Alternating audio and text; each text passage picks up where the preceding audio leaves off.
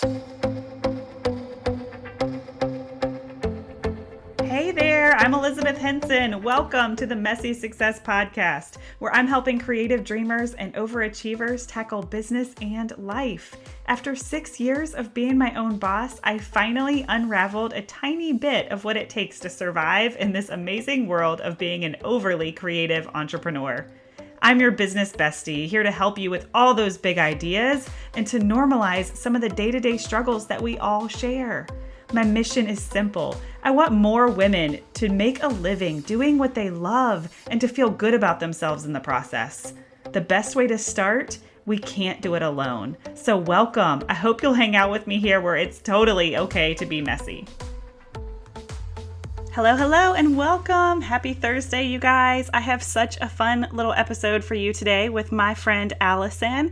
But first, before we dive in, I wanted to let you know that the Shine the Light Society is actually happening. I am in the middle of launching the beta program this week, and I have some amazing members who have hopped in to help me test out this membership that is all about growing your business authentically and letting go of the pressure of social media. So if you are feeling like invisible on social media, like you're not getting the results that you want out of your Instagram posts and all the hard work that you're doing, and you're feeling like you're not being seen and your business is a little bit stagnant, then I want to invite you into that beta group. It is only $20. And I need your help because every person that is a part of this beta mission will be able to give me feedback, and I can create the membership to be exactly what you guys need as, my people, my podcast listeners. So I'm really excited about that. Make sure you check out the show notes, or you can go to elizabethhensonphotos.com/Shine the Light Society. And you can sign up there, but the doors do close this weekend for the beta program. So hurry. I'm very excited about it. Okay, so I'm going to bring on Alison today. Alison is actually a real estate agent, but she was formerly in the wedding industry. She's such a creative and awesome human. We met at a workation, we called it, where a bunch of us entrepreneurs, creatives just got together for a weekend and talked business and life and ate yummy snacks. And that's how I met her. And we really have just been so close ever since. She is a founding member of my local membership, which is the Creative Network, which I have talked about before. And she was literally my very first member. So her and I did brainstorming around it. And then when I finally got the sales page together, I sent it to her and she was like, I'm your first member. It was so exciting. I just adore her. She's just been such an important piece of my little VIP squad. So I'm excited to share her heart with you.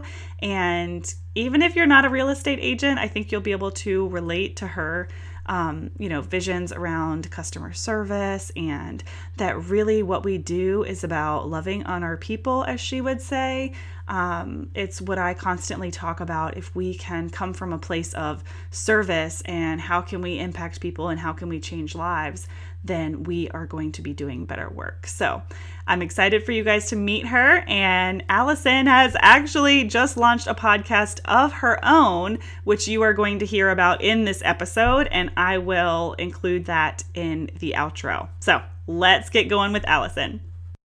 All right. Hey, Alison, I'm so excited to have you on the show today. What's up, girlfriend? Hey, Liz. Oh my gosh, I'm so excited. When I won the giveaway on your Instagram, I was like, yay, I won. And then I immediately had fear that I didn't know what the hell we would talk about. I know. Well, you would think, being a real estate agent, that would make it very different. But I think people are going to be surprisingly pleased with how much you have to bring to the table. So I'm really excited. And I knew Thanks, I girl. was going to have you on the podcast eventually anyway. So this just sped the process up. Yay. I'm so pumped to be here, though. I'm like a huge Elizabeth Henson podcast listener. So, and I like to think that I'm a messy success. So You're absolutely a messy success. You're such a huge part in the creative network, which we're also going to dive into. But me and Aaron, who's also in the creative network the other day, were just talking about your energy. And I'm really excited for people to hear your voice and kind of connect with you because you just have this energy that makes people want more. Oh, well, thank you. Like, give us all the Alison McPherson. Okay, so let's dive into some of the juicy stuff. Tell us a little bit about what you do and kind of what you did before, because I know you had a pretty legit transition. Yeah. So I started my career after college in the wedding industry. So I kind of job hopped it was pretty much at the year and a half mark of every single job. I guess I felt I learned everything that I could learn from that place and I moved on to something else. Um, and so I did so many things in the wedding industry. I worked for an event rental company, a caterer, two venues. I did destination management. So I did the kind of themed parties and things like that. Then I went into the wedding industry. So I did a lot of different things in the event and wedding industry. And I never really found like true joy with what I was doing. Not that you have to find true joy in your job. Like it just, at the end of the day, a job is to make money and, you know, take that money and live your life. But I just was not feeling it, to be completely honest. And I loved the people. I loved the client work. Like I loved being a part of a big day of somebody's life. I loved that part of it. But I just got really burnt out with the weddings and getting home really late at night, things like that. So I was kind of thinking, what can I do that hits all of those things that I can help guide people through big decisions and things like that? So I went into real estate. So I am a realtor and I sell houses. And it's one of those things where it sounds like it's a big transition from weddings to real estate, but it really isn't. I feel like I use what I learned in the wedding industry every single day. Well, Um, yeah, and you have that creative personality and you understand personal branding, and there are so many different aspects of the businesses that can kind of overlap. And just hearing you talk about career hopping and, kind of conquering and moving on to the next, like that is my story. Like I would hop from one career to the next, kind of divide, conquer, feel like I accomplished it, feel like I learned what I wanted to learn and get bored and move on. Like I can just so relate. And I know that a lot of our listeners can relate to that too. yeah, well, and it's one of those things where had I not done all of my different jobs throughout the wedding industry, I would not be a successful realtor. I learned social media when I was with the event rental company. I learned how to deal with hard situations at one of the venues that I had 95 events a year, and I had anxiety. Like I learned how to get through hard things in jobs that I hated. And so now when there's like a hard day or something bad happens, like I can take a second and wallow in it and then I can move on pretty quickly. So I'm very thankful for the wedding and event world for kind of teaching me what I needed to know to be successful in what I do today. Yeah, I mean, and it's hard to work a lot of Saturdays too. Like I know you said you didn't like, working the late nights, and that is definitely a struggle. And I think where a lot of wedding photographers, we kind of can hit that burnout because, we only have but so many Saturdays in a year. And, most of us have spouses or family members that are off on weekends. And it's really hard to give up every single Saturday and for such long hours too. Absolutely. Yeah. And it's so funny because people are like, oh, realtors work all the time and you have to work on the weekend. And I'm like, this is no different at all. In fact, I probably have more time off on the weekends because it's a little bit shorter spurts. It's not like a 14-hour day. Yeah, and So, it's not like people look at houses at 11 o'clock at night, or do they? I don't know.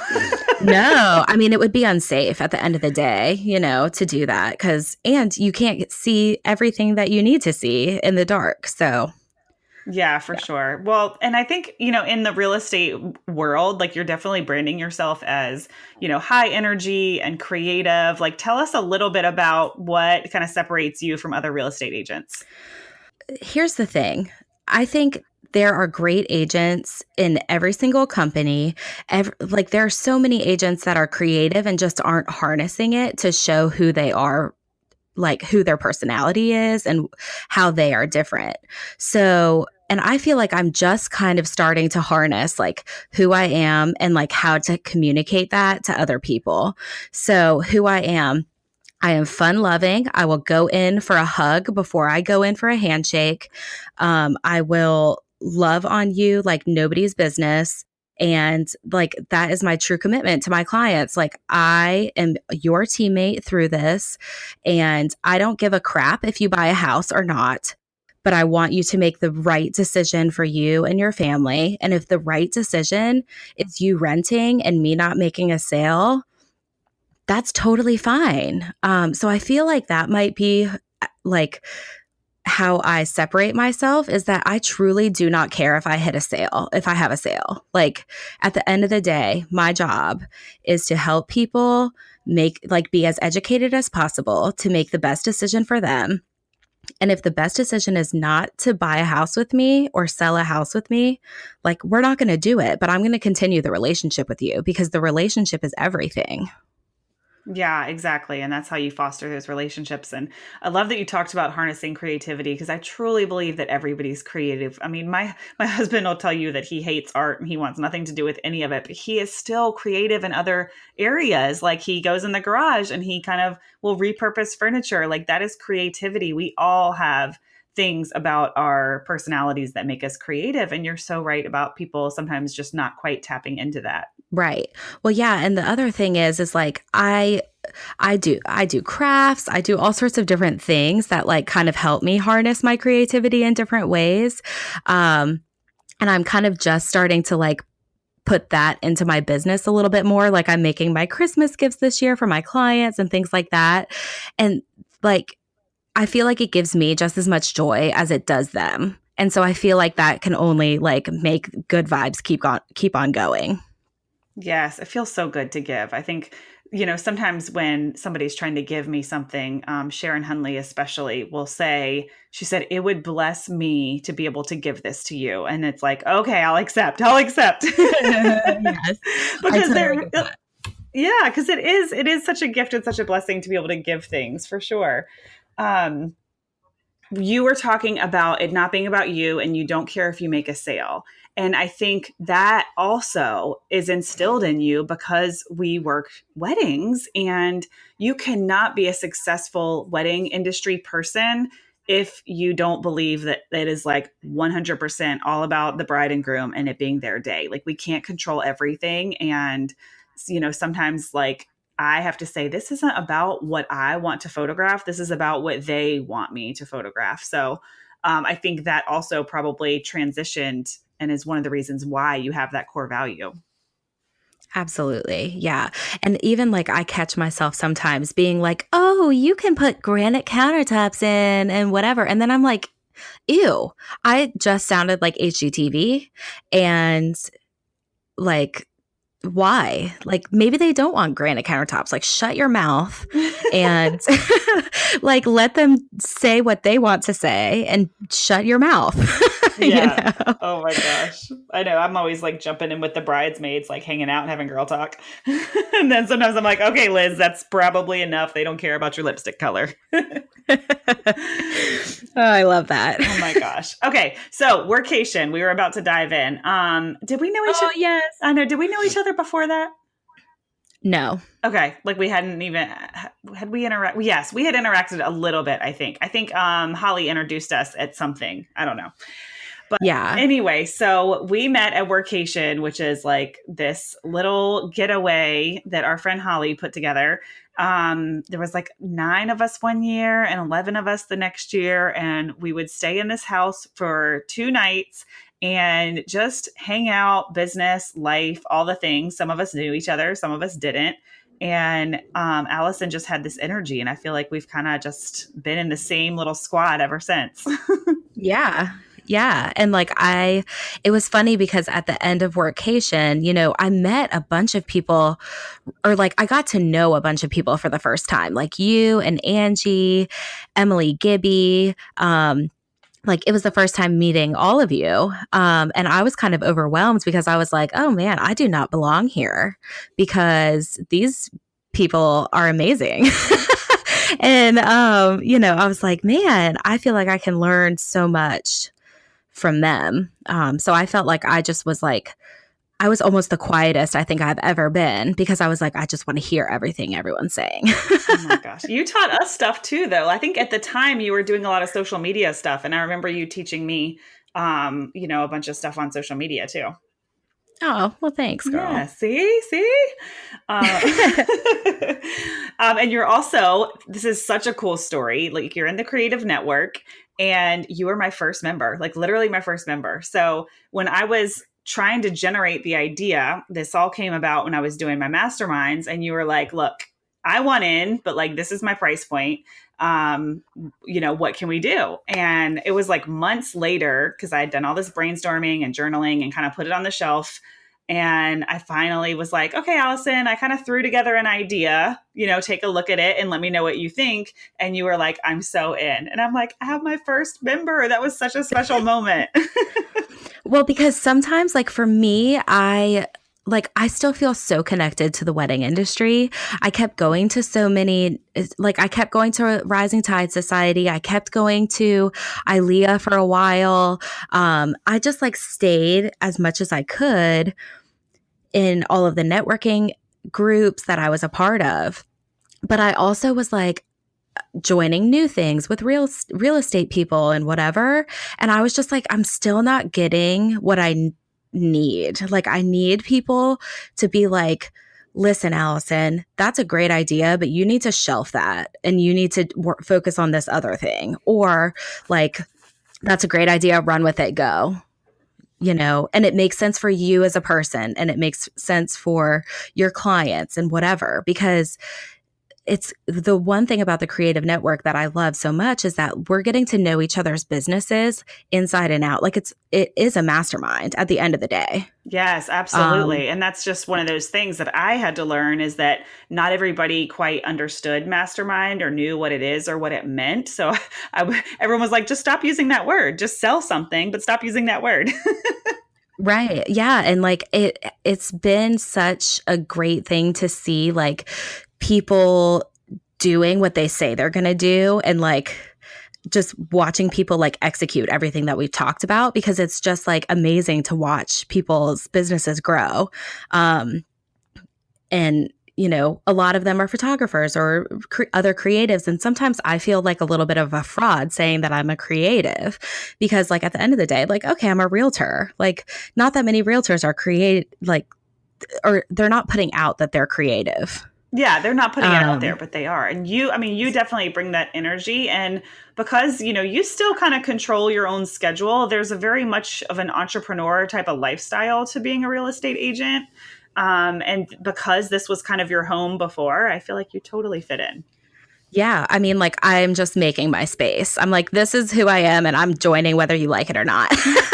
Yes. And it's only going to help you because other real estate agents are not necessarily first in line for this type of networking event or mastermind program or anything. Like they're off kind of doing what other real estate agents are doing. And this is something that I think at the end of the day will separate you because you're doing something outside the box of what the normal everyday real estate agent would be doing.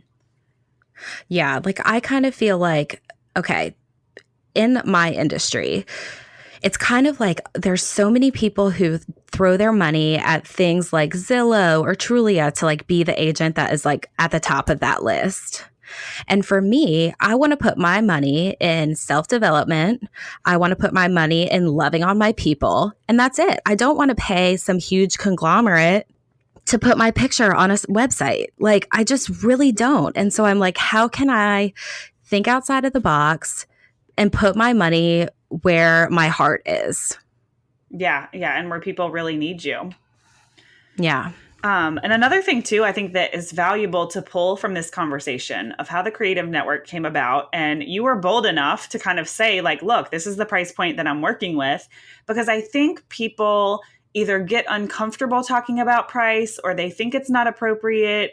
But there is so much value in the market research on my end, knowing exactly what someone will pay. Like, I want this, and this is what I will pay for it. And I use that in my wedding business too. Like, I'll have my potential brides fill out a questionnaire so that I can get an idea of their budget. Like, if you know where somebody's budget is, then you can customize and fully serve them, but also in a way that, like, you're establishing what's realistic. So I knew from my end, okay, she wants a mastermind type environment. This is her budget. Now let me build something that works within that.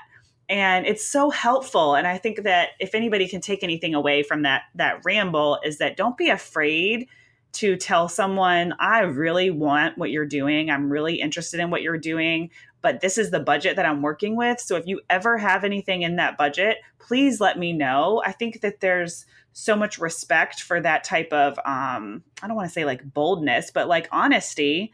And it helps us on the other side know what our ideal people can do and want, if that makes any sense. Yeah, absolutely. So I appreciate that we kind of had that friendship and you were comfortable enough doing that, because now the Creative Network exists and it's thriving. Yay. I know. I like to tell people that, like, I actually created the Creative Network. Liz is just the brains behind the operation. No, but that's so true. And that's the value of market research and knowing what your people want. Like, I know that I'm good at building community and bringing people together, but that doesn't mean that I'm on the other end and know what people will buy into, if that makes sense. Yeah, like, you absolutely. really were such a huge part of it. Like, for real. I mean, we went back and forth on Voxer quite a few times, just kind of brainstorming what it could be like and what it could look like. And I know for me, offering the headshots was like, okay, this is something that nobody else is doing. There's a lot of networking, entrepreneurial type things in Hampton Roads, but what can I offer that they can't get anywhere else? And I think bundling in the headshots was a good move for that. Right. And it makes it a complete no-brainer for somebody who doesn't have any photography skills whatsoever, because like it makes sense for me to get quarterly headshots and not have to pay however much 4 session fees are. Yes. And you're totally using I feel like them too. I have a bargain here. So if anyone's thinking about joining the Creative Network and you haven't yet, like, first of all, just call me and I'll tell you what you need to do. And just like do it, because it's one of those things that, like, you're not going to force yourself to take quarterly headshots. Maybe photographers will. I don't know. Did you do quarterly headshots before, Liz? No. And even Blair said that's the only reason, not the only reason, but she said that's what sold her. And she is a photographer. She said the quarterly headshots are what sold me. Yeah.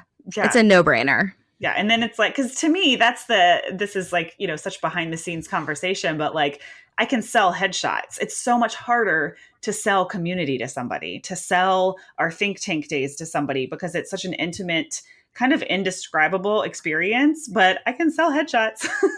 Yeah. Well, and like, I don't know. I think it's one of those things where it's hard to describe like what goes on in a meeting, because like there's some like life-changing ish that happens there. Like, I cried last meeting, and not because it was bad or anything like that, but like I just feel like it's a place that I can truly trust, that I can be vulnerable, and people won't be like, oh God, too much. Yeah. And every time we sit down, I'm always like, every meeting kind of has its own heartbeat. And sometimes it's all marketing research and we're helping somebody plan a workshop. And then, like, last time being December, we were all a little emotional. Like, every meeting is so different. So, yeah. But anyway, okay, so let's get back to real estate and entrepreneur life and being creative. If you could give a new real estate agent, like brand new, someone who's really thinking about doing it or has, just gotten their license, what kind of advice would you give them? I think this probably would apply to like anybody starting a business, not just real estate. But for me, so I'm 3 years in now, which is crazy to say. But the first the first 2 years will be like the biggest learning experience ever in your life. You will learn so much about yourself that you had no freaking idea, because the veil of like working for somebody else, like the comfort that you have from that, like you can just get through the day and move on. Where when you're an entrepreneur or you own your own business, like you second guess everything. And then you're like, oh my gosh, like, it's just crazy. It's just a crazy world. um, and like saddle up and like be open to learning things about yourself that like you are kind of uncomfortable learning about yourself. If that makes sense. I don't know. No, I mean, anytime we're self-employed or we're dictating our success, essentially, it's not like we're showing up to somebody else that's telling us exactly what to do every day. Then you have to like welcome fear and failure into your life. Like you will never make it if you can't figure out how to take situations and learn from them and keep going. Absolutely. Yeah. And like in my 2 years of business, I have learned that I am a huge procrastinator on things that I am not passionate about. Like yesterday, I took pictures of all of my receipts for my taxes. And last year I did them every single month, and it was a beautiful, beautiful thing.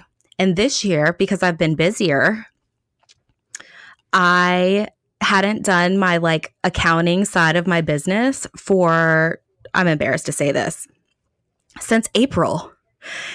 And I was like crying a little bit inside because I was like, oh gosh, wow, I do not have my life together, but my clients feel like I do. So that is all that matters. Oh my gosh. Yep. I think we're pretty much the same person. Like I do not want to do accounting whatsoever, but at the end of the day, I have to, because I have to file taxes. And that has been like the hardest part of being a business owner, is like learning the ugly sides of yourself. And there are uglier things than just not doing my taxes, but I'm not going to go into that on a podcast. Oh my gosh, you're so funny. I know. I'm actually kind of working with a bookkeeper to help me kind of get my life together in that department. So I'm like, I need help. We're basically having to do like a detox and like overhaul my systems, because I'm like, they make sense to me. But every time I talk to my CPA or anybody else, they're like, what? Where are you putting your money? What's happening? That's awesome. Oh I use an app called TaxBot. If this is helpful for anybody out there, it's like $9.99 a month, and you can just like take pictures of your receipts and say like which category it's in, and then at the end of the year, it prints everything out for your accountant. Oh, good to My know. My accountant thinks I have my ish together, and I do not, but she feels like I do. So Yeah. I think I kind of give my CPA the false impression that I have my stuff together too. No, he just doesn't know I do it all at the last minute. Oh my gosh. But we're working on it. yeah. Okay, so you have a real estate pal, and you guys have a little side dream that I'm going to force you to say out loud. Can you tell us a little bit about that? So my friend Alex and I are contemplating starting a podcast. I know, so exciting. And by contemplating, I mean like we have a name and we have social media handles and we have microphones, and we just need to do it. Well, I'm hoping that this will kind of get your feet wet and you'll kind of see how, I don't want to say easy. Podcasting is not easy, but once you get going, this part of it really is. Like to sit and have conversations with people and record them and, prepare them for the podcast is not hard. It's really just the initial setup that can be a little bit intimidating. But I think once you like do a couple of little practice rounds, like you're going to hit the ground running and it's going to be so awesome. Yeah, right now we're in a place of, well, we have all the things, so we just need to record. And I think that's the hardest part. Yeah. Just like, and like, it's just so awkward because it's like, what do you say on your first episode? And then once you get started, I feel like it will be good. But it's one of those like, oh crap. Yeah, well, and now I don't, you said, I think you said you had already heard about Zencaster, the program that we're on right now. Yes. So that makes it so easy. And just your first episode, just tell your story. So when I launched, my whole idea was like, okay, I'm not really sure if people are going to listen to the first episode, but I need it to kind of be there and exist so that if anybody comes and they don't know anything about me, they can listen to my story. And when I like technically when I launched, there was 3 episodes already in iTunes, but there was episode 2 was like my major push that I had guests on. So like they were helping me push out episode 2. And then episode 3 was like really, really juicy. So I think I was kind of speaking a lot on episode 3. But I had all 3 of those and launched at the same time so that 90% of people that were going and listening were kind of binge listening to the 3, which I think was really helpful that I did it that way. Yeah, I definitely binge them. So I think we are planning on just copying your podcast launch completely. Yes. Well, I'm totally going to be sharing a lot of that because I think I did a lot of things that were a little bit offbeat with the whole launching process, but I also feel like that's what really helped. I know that I hit like 1,000 downloads in 2 weeks, maybe, which I think is really fast for especially my audience size. I mean, I hate to get on here and always be like, my audience is so small, but I just mean like in comparison to the big podcasts that are out there. And then you look at my media guide and my media kit and how big my audience actually is. Like my podcast stats are pretty good for the low number of people I have on my newsletter or my Instagram, whatever. So I really think just having that extra momentum when you launch, of having a couple guests that'll help you push it out. I had like a little launch squad of people that were ready to listen and, little things like that, getting the momentum going early is also going to be really helpful. And like people love hearing about the journey, which is why I wanted to force you to say it out loud because like it's not that interesting to just show up one day and be like, hey guys, I have a podcast. But like Right. if people know that you're working on it for months or weeks before it actually launches, then they're going to like, be on that journey with you. Yeah. Yeah, we're excited about it. I think it will be fun. And it's mostly for the real estate community. But like if people want to hear about the roller coaster that is real estate and the weird crap we come across in our lives, listen in. I'll make sure Liz knows when it launches. Yes. And like you're going to tell funny behind the scenes stories and stuff, right? Yeah. Well, as long as like, as long as it's as long as like, client like confidentiality and stuff like that doesn't get messed up or whatever. Right. But I mean, I feel like you have to encounter some funny stuff. Oh gosh. Why do I feel like wasn't there like a story of like someone was sleeping or like Yes. Yes. So I was searching for houses for a client. They were coming in from Hawaii. They're in the military. And I went into a house for them. Basically, I was doing video tours for them so that they could see the houses, and they were making an offer on houses sight unseen, which like takes a lot of courage and trust in your agent. So I went into the house and I was videotaping the house and just walking through, and I went into like the last bedroom and there was a guy sleeping, and like it was an approved showing. Like it wasn't like I was secretly coming in this house. Like, and there was someone sleeping. I was like, I could have been murdered because he was you never know. People are crazy. So I like left the house and I videoed myself in my car, and I was like, I exited the house. I didn't get a chance to like really look at everything for you. And if you are really interested in that house, I'll reschedule another showing because I am not, there are a few things that I'm not willing to do. And one of them is like die showing a house, I know. And it's like, it's funny, but not funny at the same time. Like that's a real thing. Yeah. Like there's some crazy stuff going on in the world. And like just last week, there was an agent that like was killed on a new home site. And it's like, I don't understand. So basically, I will do anything for my clients except for put myself in danger. Yeah, and that's understandable. But I Yeah. I just like could totally see a podcast that's kind of like the reality show of the real estate world. Oh yeah, like I'm a part of some forums where like people have some great stories, like some really inappropriate sexual things and just things that you never want to see, but Oh but my I gosh. have seen like people's underwear on the floor and it's like clean up. If you're selling your house, clean up your house. Oh my gosh. I know. I'm like, I don't even want my parents or my freaking mother-in-law over with my underwear hanging out. Exactly. Oh gosh, put it in the hamper, man. Oh my gosh. Well, I'm so glad that we got to do this today. Is there anything special or helpful that you want to share before we leave? So I am trying to probably double my business next year, hoping to. But mostly, I just really want to love on my clients as best I can. And if the results don't come by doing that, I am completely happy. Like I you feel just, like you're in a good place.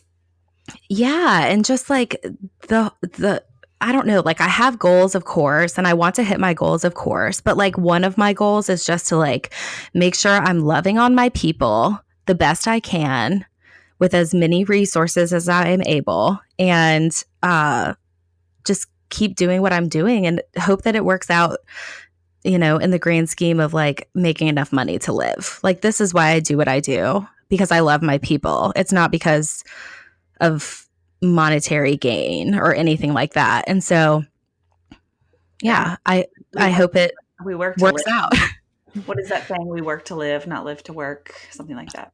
Yeah. And it's just, I don't know. I feel like I'm at a place now where I finally am comfortable just saying, like, listen, this is who I am. And this is like, let me love you. If you don't want me to love you, then you can go with another agent and get kind of like a cookie cutter experience.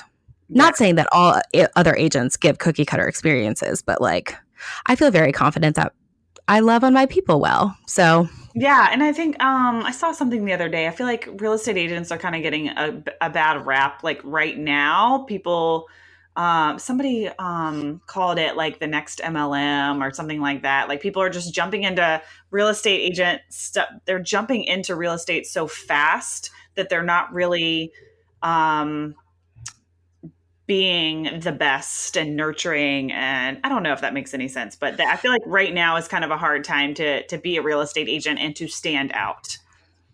yeah. And it's one of those things where, like, you truly have to build trust with your people and you truly need to educate yourself on like what is happening in the market and what the contracts say. Like, you can't just put a contract in front of somebody and be like, here, sign this. I don't know what it says, but here you go. But right now, or like in the past year, the business has been so great and the market has been so fast moving that a bunch of people have been jumping in and selling houses and like selling houses in a day and things like that, which is great for the market and great for sellers and amazing. But the people who like don't really focus on education and making sure that they're servicing their clients well and in that knowing what their clients are signing and having the big team to back it up. I mean, quite frankly, when the market goes down, like they're going to be gone. And I feel like that is the same everywhere. Like everyone needs to hone their craft. And so that is what I plan on doing. Yeah, and we all have to work to stand out as photographers, as wedding planners, as jewelry makers. It doesn't matter. Like we all have to kind of, have our special stuff to make us stand out among everybody else. Yeah, absolutely. Okay, so tell people where they can find you. Okay, so I am Allie McP Homes on pretty much everything on Facebook, Twitter, Instagram, Pinterest, and www.alliemcphomes.com. So that's ALIMCPHOMES.com. Yay. And we'll put all that good stuff in the show notes as well as some of the awesome little like tips that you shared with us, like tax spot and all that good stuff. So yay. Yay. Thank you so much for joining. And I know Yes, thanks for having me. yeah, girl, thanks. All right. Talk to you soon. All right, bye. Love ya. All right, I'm so glad that I got to share Alison with you guys. Like I mentioned in the beginning, she actually launched her podcast from the time that we recorded this interview to the time that I launched it, which was not that many weeks. But the podcast is called Call Before Showing, and you can find them on Instagram at Call Before Showing, and they're on iTunes, they're on all the things. So I hope that you guys will go tune in and take a listen.